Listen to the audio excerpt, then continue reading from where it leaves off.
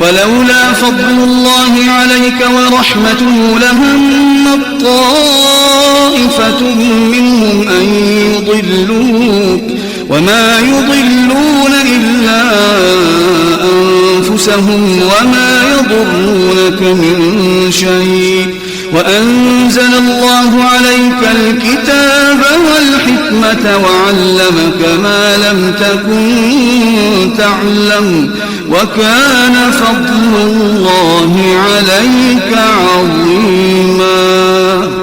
لا خير في كثير من نجواهم إلا من أمر بصدقة أو معروف أو إصلاح بين الناس ومن يفعل ذلك ابتغاء مرضات الله فسوف نؤتيه أجرا عظيما.